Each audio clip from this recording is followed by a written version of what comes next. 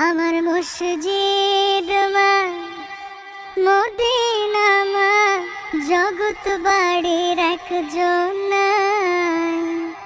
ত্রিভুবনে জনমের সুর মায় আমার একটাই ত্রিভুবনে জনমের সুর মায় আমার একটাই আমার মসজিদ মা মদিনা মা জগৎ বাড়ির একজন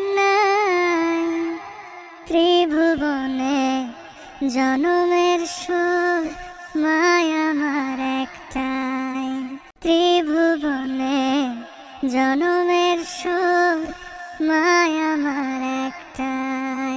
যে মানুষ সামান্য দুনিয়াবী স্বার্থের কারণে সামান্য দুনিয়াবী স্বার্থ, একটু মোহ, একটু দাম্ভিকতা, একটু অহংকার, একটু জিদ, একটু রাগ, একটু ক্ষোভ ইত্যাদির কারণে মানুষ নিজের প্রিয় মানুষ আপনাকে মানুষের হাতে উঠাই দিতে পারে। সবাই মিলে তাকে বাঁধর মারো, আমি তাকে তাকে দেখতেছি। সবাই তাকে বাঁধর মারো, আমি তাকে তাকে দেখতেছি। যেন নিজের প্রিয় মানুষকে পাথর মারলে এটা দেখলে আপনার মনে আরো শান্তি আসতেছে। কিভাবে আপনি আপনার প্রিয় মানুষকে হাজারো লক্ষ মানুষের হাতে উঠাই দিতে পারেন, আবার আপনি তাকে মহব্বতের দাবিও করেন? কিসের মহব্বত? মহব্বত কাকে বলে? এমন যুগ চলতেছে যে মানুষ সামান্য দুনিয়াবী স্বার্থের কারণে সামান্য দুনিয়াবী